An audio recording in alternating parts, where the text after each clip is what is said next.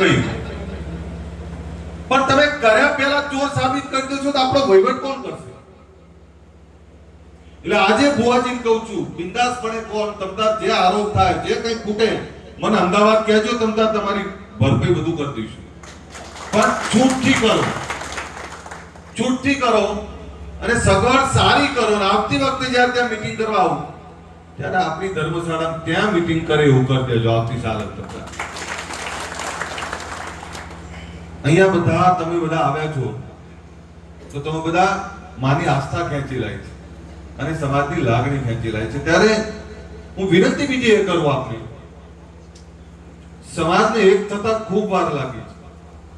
ઘણા બધા અત્યારે ક્યાંક ફેસબુકમાં, વોટ્સએપમાં ક્યાંક મને ગાળો દેતા હશે, પણ મને એ તો કોઈ શું વગાડ્યું, શું ખરાબ કર્યું? આ સમાજ વર્ષોથી ઊંઘેલો સમાજ, આ સમાજ વેર વિખેર સમાજ. ધાનેરાને કાંકરેજની નથી પડી, કાંકરેજને લાકડીની નથી પડી, લાકડીને રાધનપુરની નથી પડી, રાધનપુરને બાબરની નથી પડી.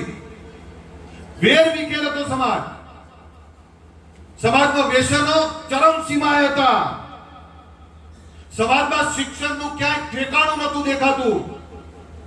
સમાજમાં ઘોર નિરાશા.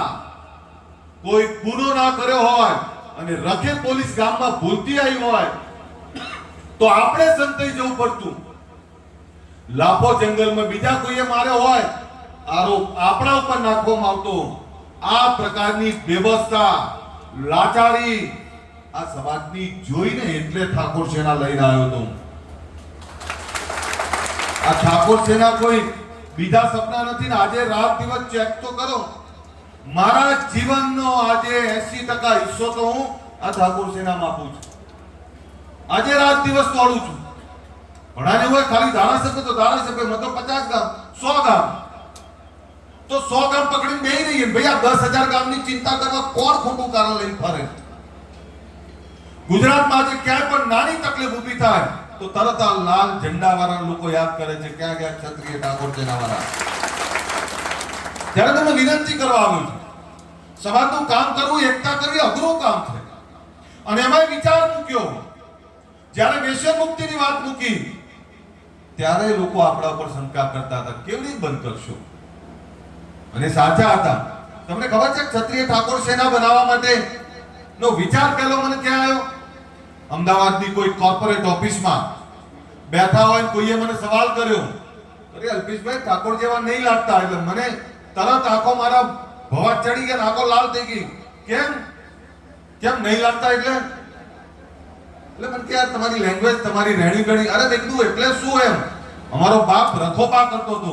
છાત્રત્વ વાળા લોકો અમે આપનારા લોકો, અમે ઘસારા વાળા લોકો, અમે તો ભોળા લોકો, માગો તો માથું આપી દે એવા લોકો. એમાં શું ખામી શું? એટલે મને કે ગુસ્સે ના થાઓ, ખોટું ના લગાડો.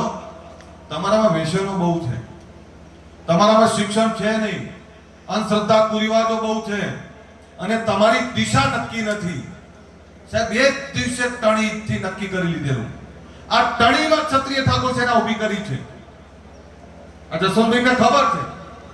અને એવું કહેલું કે એક દિવસ ગુજરાતને બતાવી દઈશું કે અમે પણ એક થઈ શકીએ, અમે પણ વિચાર મૂકી શકીએ. જ્યારે વ્યસન મુક્તિની વાત મૂકી ત્યારે ઘણા આપણા હસતા હતા, બીજા હસતા. અને એમાં બે કારણો હતા.